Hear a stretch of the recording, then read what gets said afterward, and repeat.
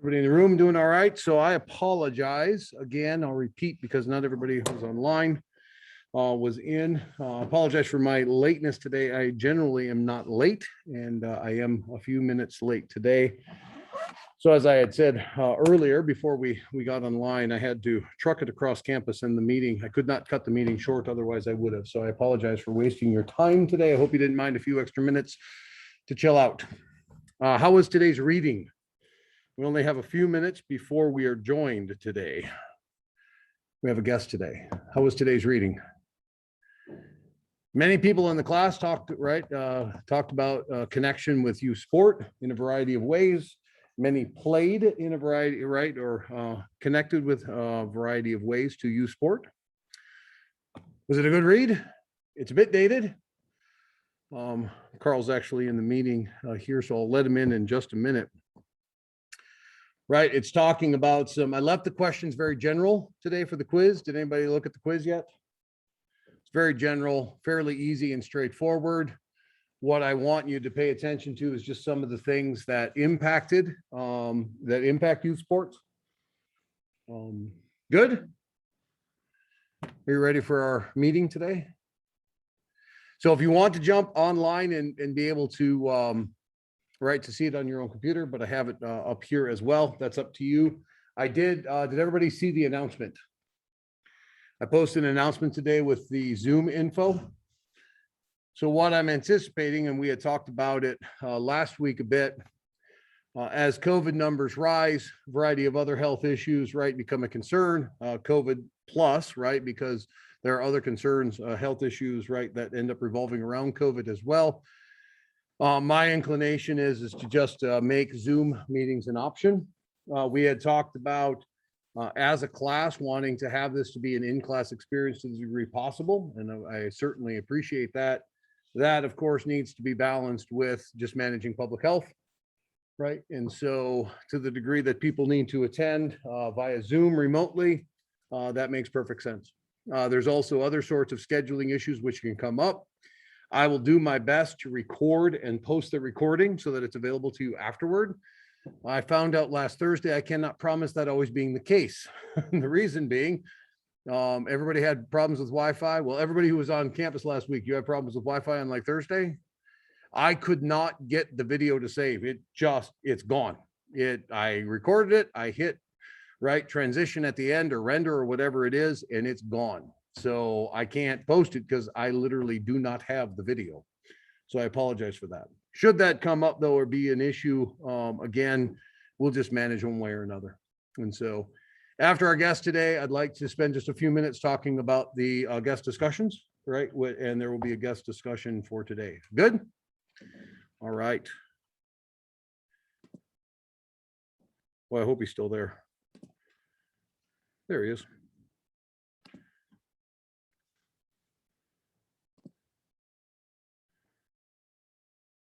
Carl, can you hear me? Hello?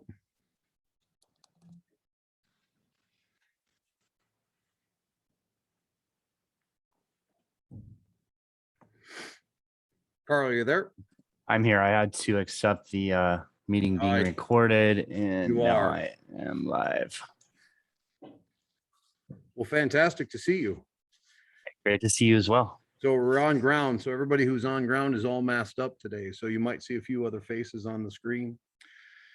So by way of quick introduction, Mr. Carl Hayes and I have known each other for, I guess about 5 years or so. Besides kids going to school together for a few years, Carl is largely responsible for me being involved in youth sport, actually. 1 year, my kid was playing, it was split up double, triple, and single, double, and triple A, sort of minors and majors that year. And I had shared with some of you that year, they asked, well, who's going to be the umpire for our team this year? And I was the only other person there who wasn't coaching, so it ended up being me, which is the introduction for a lot of people into youth sport, I guess. I'll do it because nobody else is going to. I had a very funny thought about that at first. I thought, well, baseball is fairly straightforward, The rules are pretty easy. Yeah. Yeah, that's not Huh? true at all. No.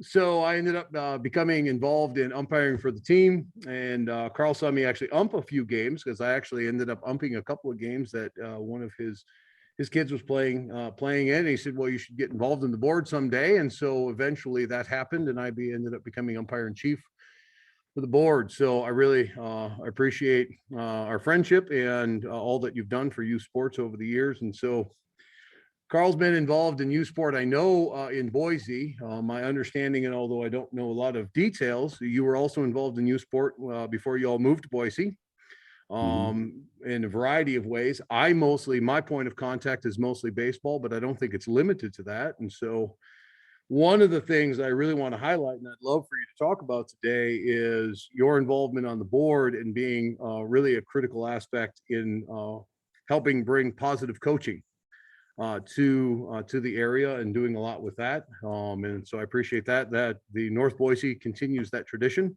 right, of implementing positive coaching. And so today is about youth sport. And so thanks for joining us. You want to take a few minutes to introduce yourself, Carl? Yeah, sure. Is it possible to get everybody's videos turned on? Is that an option here for this To meeting? the degree that they're comfortable doing so. Okay. If you are online and comfortable, in fact, if you're in class and don't mind popping on just so that Carl can see some faces, that'd be great. Yeah, it'd be awesome. I do these a lot, and as much as I enjoy staring at your pictures, it's always nice to have some real live faces. Yep. So I grew up playing baseball. I come from a baseball family, come from a coaching family. So my grandfather played baseball, played tournaments in his 20s, and then he coached my father, who then coached me. Thanks, guys, for turning on your videos. I appreciate it. And my father ended up coaching me up until I was 12. So I had quite a bit of background just in coaching in general. And so my thinking in general is that we're provided a lot, we're given a lot. In a lot of us have very supportive families. A lot of us have a lot of awesome opportunities in life. And so for me, it was important to, when I had kids or just in general, to try and volunteer and give back. And so my background screenshot, you can see this. This is a dog. He's sort of trapped in this sheep herders pile. And I would say for most kids, when they go into sports, it feels a little bit like that. You're overwhelmed. You're part of this group, this organization, and this guy here is probably, his job is to herd these sheep, and you can see how well that's going for him. He's struggling. So why that leads into positive coaching alliance is because, if you've got someone coming in and they may not have the background that I have, essentially where I was just handed a ball when I was born. How do you not only help them feel welcome, help them feel a part of a team, and give them the opportunity to kind of overcome this feeling of, I don't really know what I'm doing. And so the Positive Coaching Alliance attempted to tackle that issue, which is, I may not be great at sports, but sports can still deliver meaning to me and can help me learn some things about life, and also just give me a perspective on sports that maybe I wouldn't have going into it. And the purpose of Positive Coaching Alliance is to become a double goal coach. And so that means that on one side, we're striving to win. So we're striving to foster a healthy competitive environment for sports. And at the same time, we're trying to help instill life lessons. So for example, what is your relationship with failure? And what is your relationship with continuous improvement? So is a kid the kind of kid whose expectation is either I'm going to get it right away or I'm going to give up? And if I do try to play a sport and I have this frustration and I make mistakes, how do I learn to overcome that? And so if you're doing a really good job as a double goal coach, then essentially what you're doing is encouraging you're essentially keeping this positive team environment, But for my players who want to compete, who want to go on to play college, so I was a college baseball player, if they want to go to that level, then we're trying to help them develop on that path. And if they're not going to go to that level, then something outside of the classroom or something outside of a teaching environment to help them develop their relationship with failure, with mistakes, and with sort of trying to improve as they go. So I guess that would be my long-winded answer to the Positive Coaching Alliance. I appreciate that. And one example of that and where that was meaningful to us is Carl was helping my son hit, and my son is not a very good hitter. And I had not paying attention to details matter. My son wears glasses. He's got myopia. So his eyesight is not especially good. In fact, it's downright bad. So it's challenging for him because, Carl had started to ask my son specific questions, like, what do you see when the ball's coming at you? I'd never thought about this, right? I had worked on sort of the mechanics of his hitting, which I'm probably the worst person to help with that, right? It's not my strong suit, but he started talking to him about what do you see when the ball's coming at you, right? Do you see threads? Do you just see a blob? At what point do you start to see it?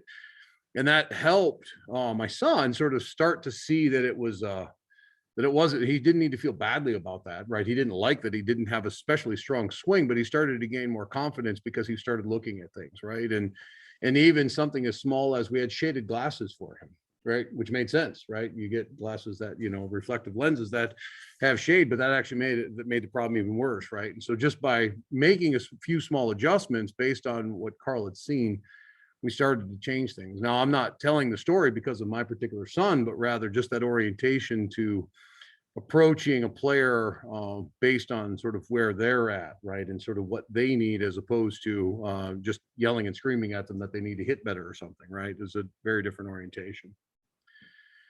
Other comments or thoughts about Positive Coaching Alliance? Are people familiar with that? You have comments or questions about it? Carl, based on your experience, I'll give the class some time to get comfortable.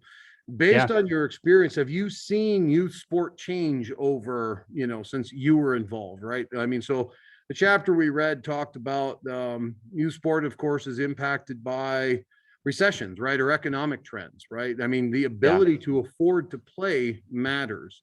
The privatization of sport, which the Treasure Valley has certainly seen a huge, again, I'm focusing on baseball because that's a sport I know, has seen a massive increase in club sport, right? Which cuts a couple of different ways. Do you mind reflecting on any of that, sort of the broader societal impacts on youth sport?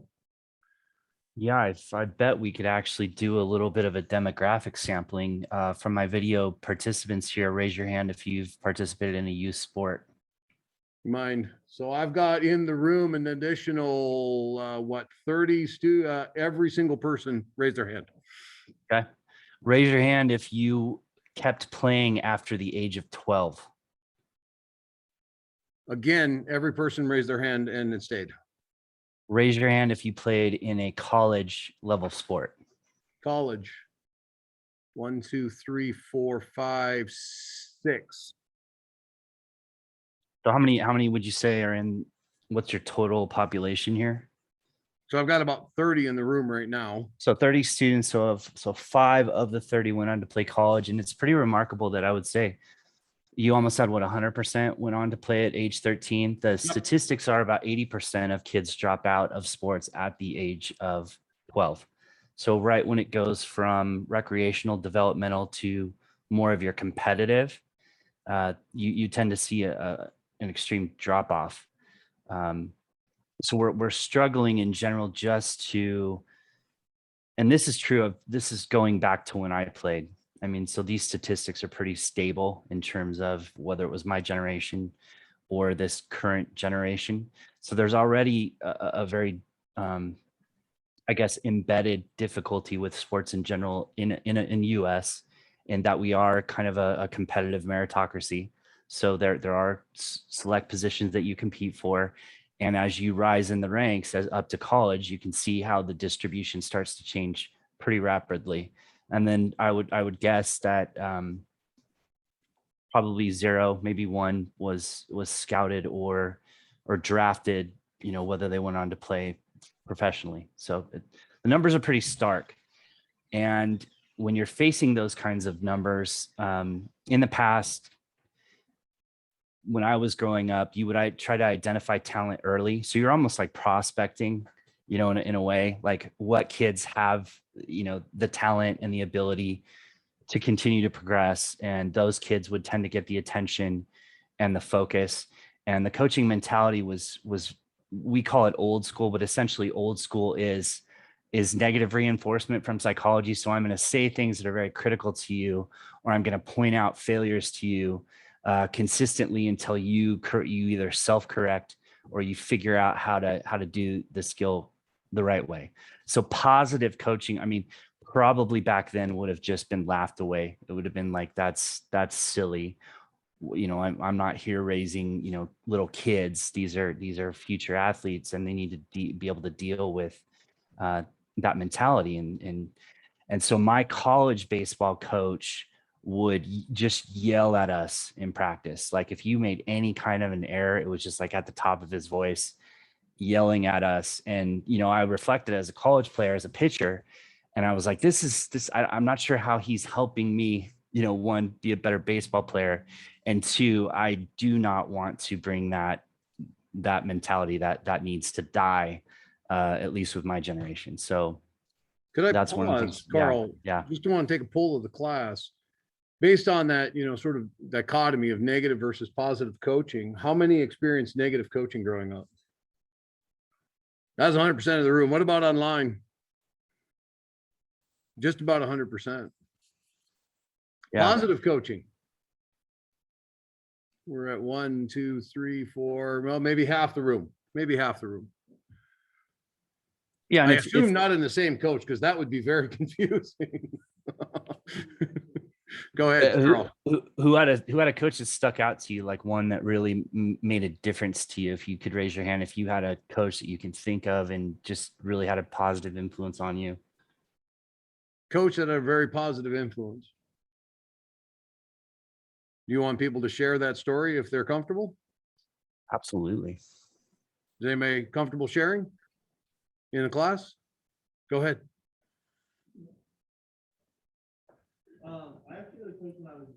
Can you unmute if you're going to tell? Go ahead. I had a coach when I was younger, probably like 4 or 5 when I started playing football, who actually for like the first 4 or 5 years was pretty stern on negative reinforcement. And then as we got older, we continued to play youth football with him pretty much until I was in 8th grade going into high school. And in those later years, he calmed down, like he really calmed down. He basically had just like instilled in us all of these values and stuff. And so by the time we got older, he didn't really have to do as much coaching. He kind of was just there because we were running all the same plays, doing all that kind of stuff. And so it's interesting because, when we were younger, he was really hard on us. And we had a lot of kids we had the core kids that would stay on the team, but there were definitely kids that left just because they couldn't handle the way he was coaching. Then as he got older, it was way more positive reinforcement, super chill, really laid back, kind of just ran things. We all ran things. So definitely an interesting experience for sure. How about negative coaches? Anybody have a really negative coach? I could go negative too. It doesn't really matter. Go ahead. If I'm talking negative, so I did competitive swimming from age 4 to 18. I went year round at age 12, and that meant waking up at 4 o'clock in the morning to jump into a pool.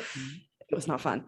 My coaches, one of them, his name is Joe Natina. He quite literally threw a lounge chair into the pool when my team could not do a drill correctly.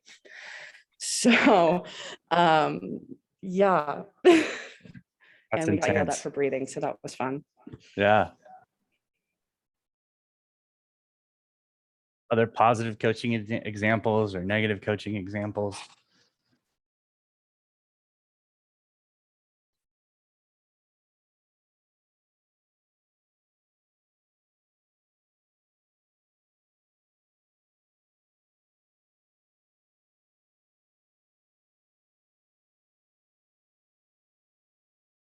Do we get another volunteer on this? Because I can't hear anybody. Yeah. Anybody else to volunteer?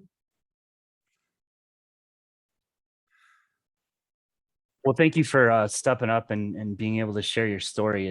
I'm sure all of you have similar common themes, either with the positive side or the negative side. And I'd like to dispel a myth, first of all, and one of the reasons why coaches are negative and critical and kind of with the swimming is that the myth is that you can't win.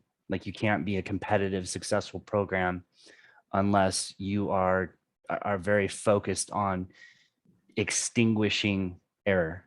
Like it's almost like the only way to get rid of mistakes is to just be absolutely rabid against players, and it's a myth. Some of my most successful teams were 100% positive. So when I say successful, what I mean is that I'll take a group of 10 kids, 5 of which who I'd say are rookies. They're struggling to play. They're just learning the sport of baseball.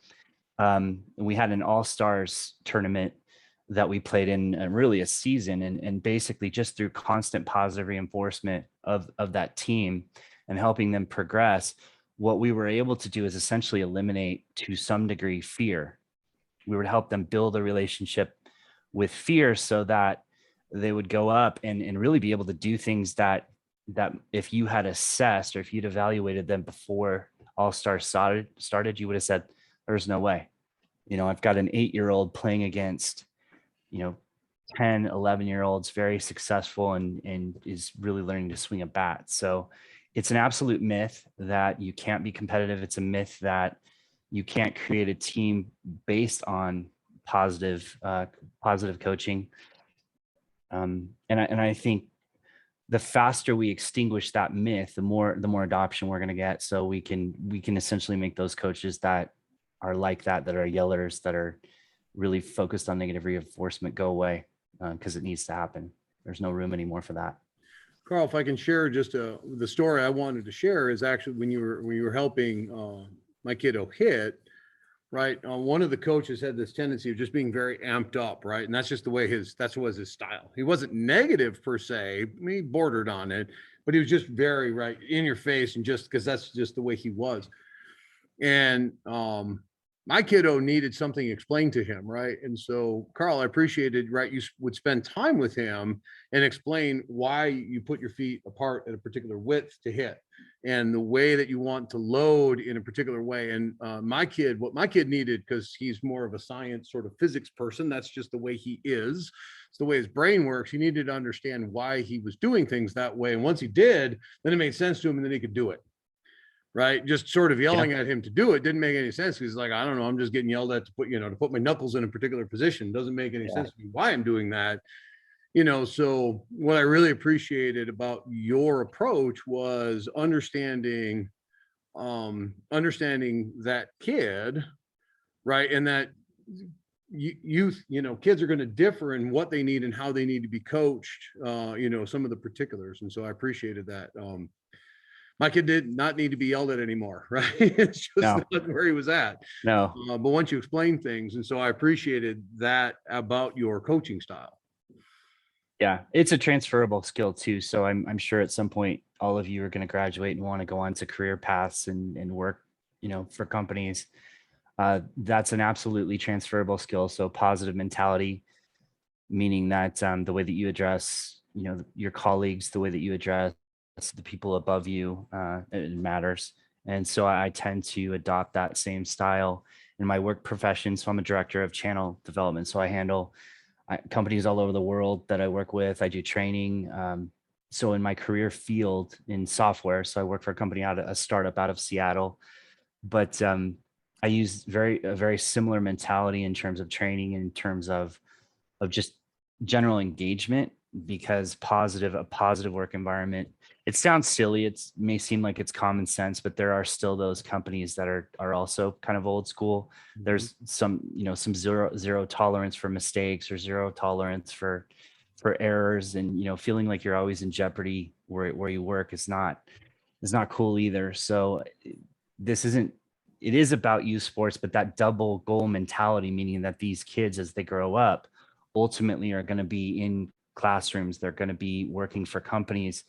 And if we can instill in them this idea that positivity in general, So, and essentially, when I say positive, what I mean very specifically is being very encouraging. So if someone on your team is struggling, you are encouraging them to not give up and keep trying. So I've had players on a team I had last spring. So I had Cash.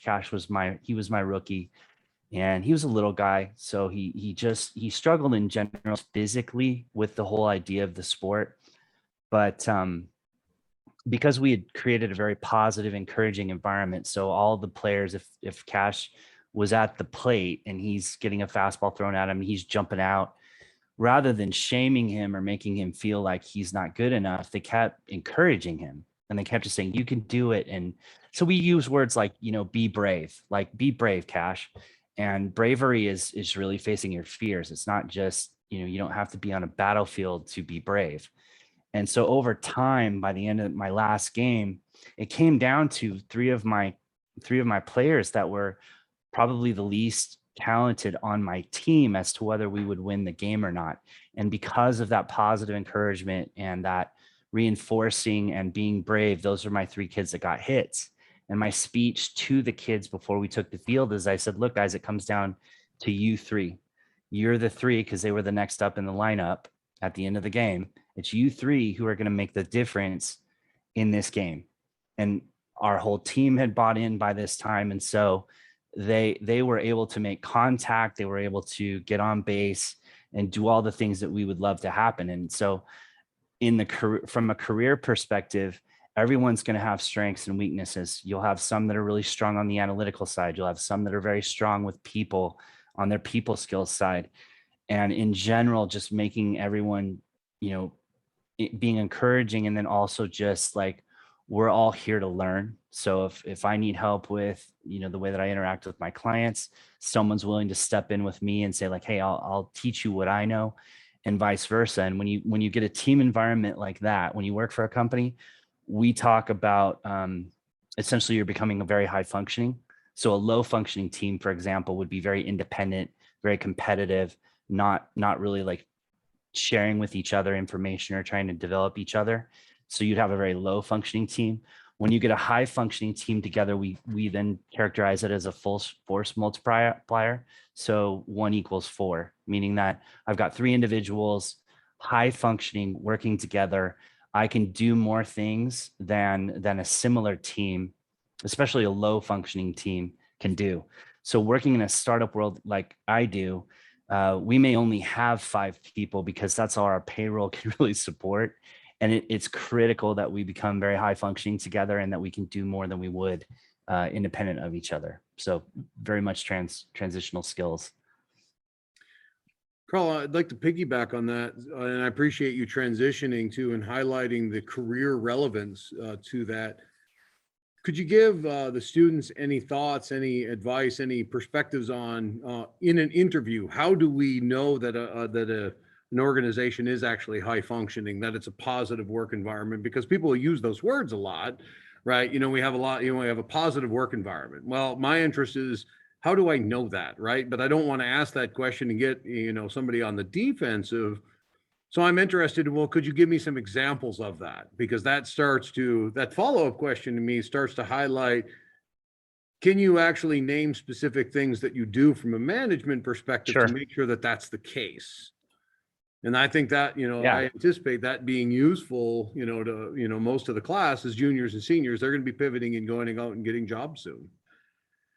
Yeah, I think the buzzword from a corporate perspective is culture. So a lot of times you'll talk about the company culture and you're trying to identify what that culture looks like in a specific way. So for example, I would say an open-ended question. So an open-ended question is not a yes, no answer. It's something that elicits the ability to just speak freely about a subject. So I might say, let's say you had a frustrated customer here at your organization. How do your cross-functional teams work together to resolve their situation?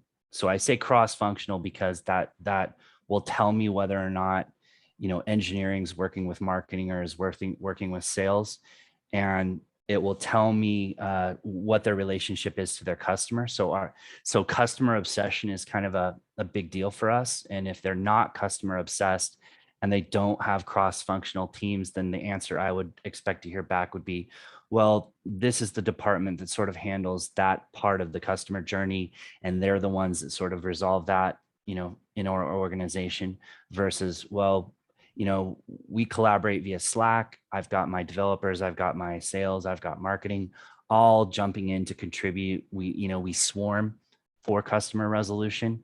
And what that would help me understand is just what kind of a culture am I walking into?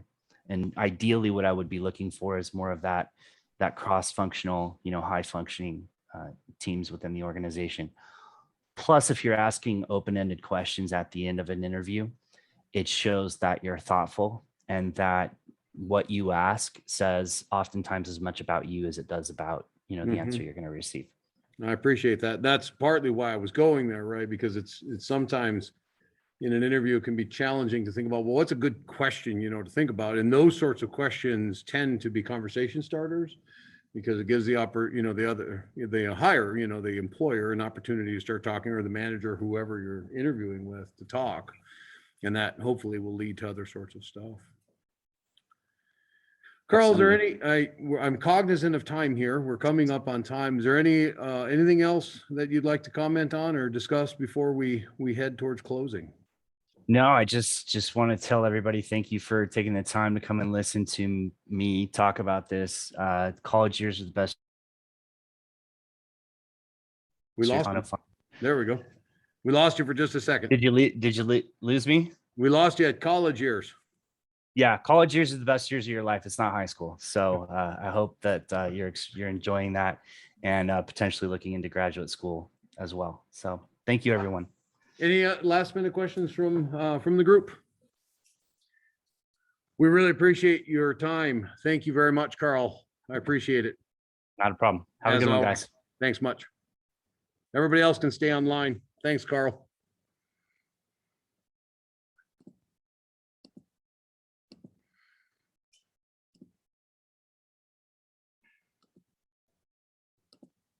I'm going to put you back into a gallery mode here. Good. Helpful, useful, interesting. Anything you want to change about the format? Of course, I'm hosting these as opposed to Joe, right? And these are the 2 weeks that I'm hosting these. Go ahead. That was considered an expert discussion, right? Yeah. And then so will we have one on Thursday? Yes, though I think we only do one post this week, if that works. What's that? I was going to allow you to choose. I think this one makes the most sense, but I'm happy for you to just do either one. Who's coming in? Nathan Snyder is coming in on Thursday. Nathan is, of course, so he's not external to the university, but some of Joe's guests are not as well. I'm asking Nathan to come in simply because he deals with a completely different end of sport, right? He's dealing more with production and things like that. And so I thought it would be useful to hear from him a little bit. And so he'll come in and talk about, they do in a variety of ways. One, he does like intramural sports. So they've done production on those for a while. And I thought it would be useful to hear about that. And also he does some other types of remote production. So given that Joe was gone this week, that seemed like a good place for Nathan to come in and share what what they're doing in university television and other opportunities. So I'm going to post a discussion this week. I think I owe you all an apology. Did I post a discussion post for last week? I did. I was thinking that I had missed it. And so some people had to travel, right? They had other sorts of commitments and they had other points and so we ended up in an odd situation simply because of the travel and that I couldn't record. So if you couldn't be here last Thursday, hang around for a few minutes after class and we'll touch base. Good. Besides that, I'm going to stop recording.